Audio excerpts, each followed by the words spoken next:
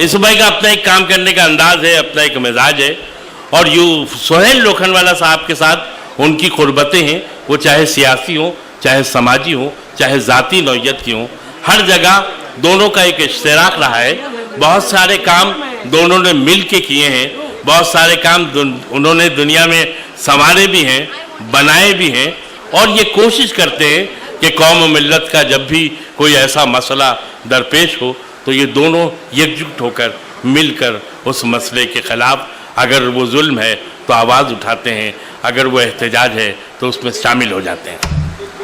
मैं यूसुफ अबरानी साहब को आवाज़ दे रहा हूँ। आज यूसुफ अबरानी साहब के ज़िम्मे इफ्तिताई कलमात है, वेलकम स्पीच है, और ये काम उन्हें इसलिए सौंपा गया है कि हम चाहते हैं कि पहले ही से मोहब्बत की, अक़ीदत की, प्यार की, एहतराम की एक ऐसी फ़िज़ा बने जो आखिर तक कायम रहे। मुशायरे में भी ऐसा लुत्फ़ आए जैसे सोहेल भाई पे की जाने वाली तकरीरों में आएगा, तकरीरों में भी ऐसा मज़ा आएगा जैसे तासुरात देने वालों की बातों में मज़ा आएगा, और बातों में भी ऐसे ही मज़ा आएगा जब यूसुफ अबरानी साहब आप सबका इस्तकबाल करेंगे। मेरे लिए नहीं, मैं जा रहा हूँ, यूसुफ अबरानी साहब आ रहे हैं, उनके लिए ज़रूर तालियाँ बजाएं आप। आइए, वेलकम। अस्सलाम वालेकुम। सबसे मुश्किल काम मुझे दिया गया है, शुरुआत करना बड़ा मुश्किल है।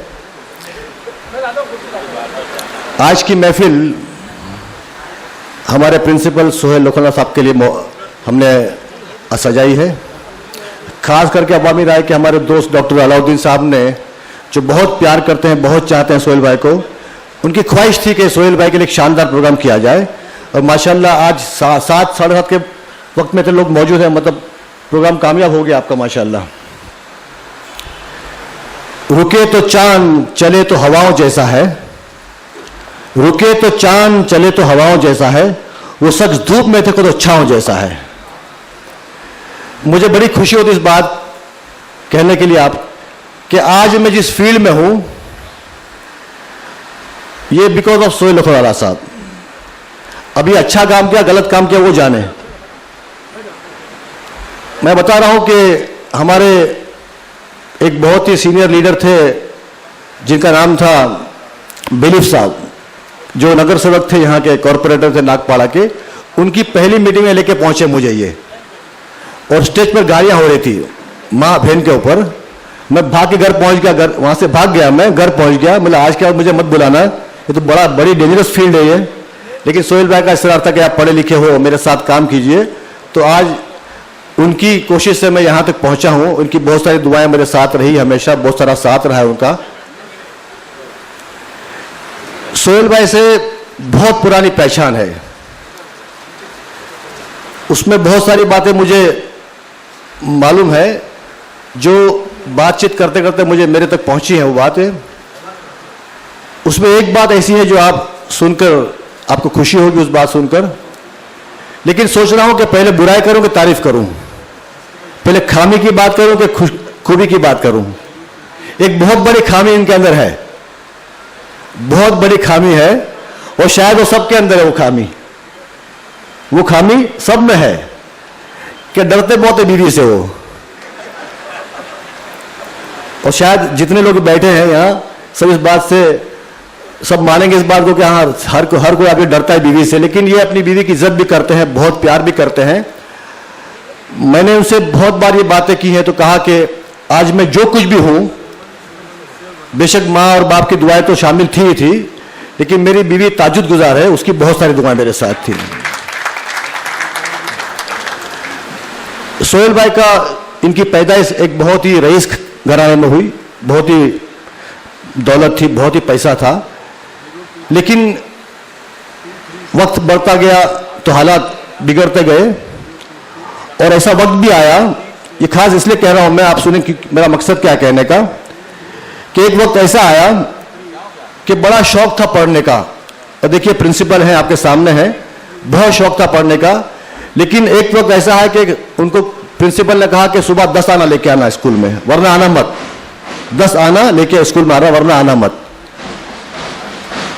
शायद बैन कर तो ये बहुत परेशान हुए स्कूल से आने के बाद, दिन भर बेचैन रहे, रात सोए नहीं और सुबह की नमाज पढ़ने पहुंचे मस्जिद में, जो उनका मामूल है नमाज पढ़ने मस्जिद पहुंचते ही है। और दुआ की अल्लाह ताला से कि अल्लाह ताला मेरा पैसा नहीं मेरे पास, मैं पढ़ना चाहता हूं, सुबह 10 आने चुकाने मुझे स्कूल में, कहां से लाऊंगा पैसे। और ये निकले, स्कूल से निकले और घर में चढ़ रहे थे तो ओटा था ना, पहले इस बिल्डिंग के नीचे ओटा होता है, वहां 10 आने पड़े थे, 10 आने पड़े थे वहां। तो देखा आजू बाजू के किस पैसे किसके हैं, पूछा भी लेकिन कुछ मालूम नहीं पड़ा। तो इन्होंने इस महसूस किया कि शायद अल्लाह ने मेरी दुआ कबूल की और 10 आना मुझे मिल गया। वो 10 कमाल 10 आने का है कि आज वो प्रिंसिपल आपके सामने बैठे हैं, आज जो भी उनकी पोजीशन है वो 10 आने की वजह से पोजीशन है ये। तो देखिए कि अगर आप दुआ करो दिल से तो अल्लाह ताला आपको ये जोश, जज्बा और ये इल्म देता है कि आज माशाल्लाह मैं हमेशा महसूस करता हूं इस बात को कि पढ़े लिखे इंसान तो बहुत सारे होते हैं, और यहां भी काफी लोग बैठे हैं पढ़े लिखे, और ज़हीन भी बहुत सारे होते हैं, लेकिन उन पढ़े लिखों का और ज़हीन लोगों का फायदा उनकी फैमिली को पहुंचता है, कौम को नहीं पहुंचता। जो तालीम हासिल की, जो इल्म हासिल किया, जो मेहनत करके आगे बढ़े, जो नाम हुई, शोहरत हुआ, लोगों ने पहचाना शुरू किया, तो ये वो वाहिद आदमी है बंबई के अंदर जिनके पढ़ने लिखने से, जिनकी तालीम से और जिनके रुतबे से, फेम से, नेम से कौम को बहुत फायदा पहुंचा है। और आप देखिए काम करने का ढंग मेरा और इनका बिल्कुल अलग ढंग है काम करने का। आज देख लियो, व्हाइट कपड़ा, ब्लैक शेरवानी है, ब्लैक जैकेट है, या ब्लैक शेरवानी व्हाइट जैकेट है, तो दोनों का मामला उल्टा है। बहुत सॉफ्ट आदमी है, मैं बहुत एग्रेसिव आदमी हूं।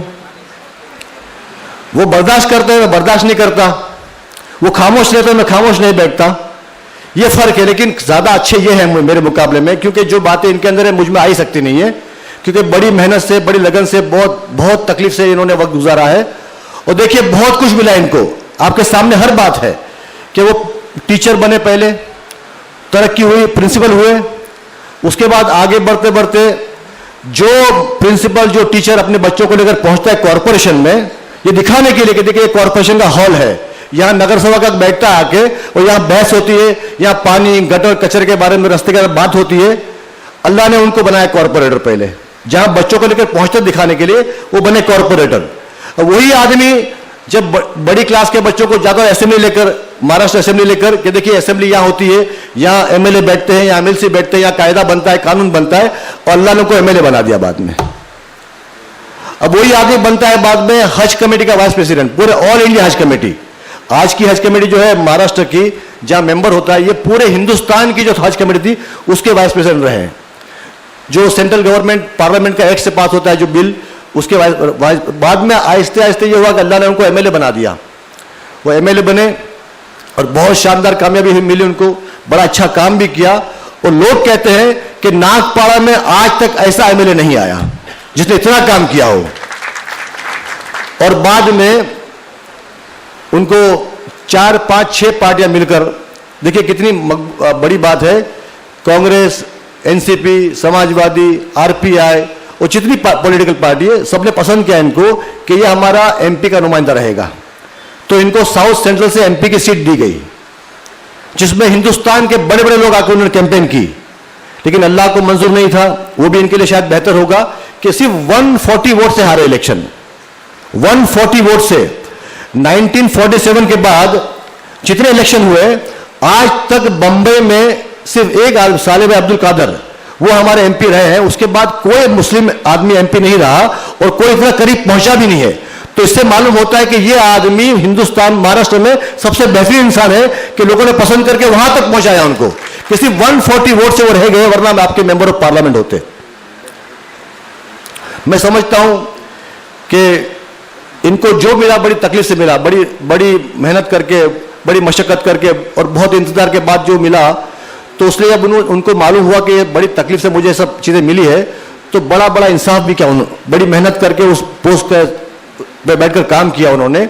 आज ऐसा कोई इंसान नहीं है जो ये कहे कि सोहेल भाई ने मुझसे गुस्से में बात की या गाली देके बात की।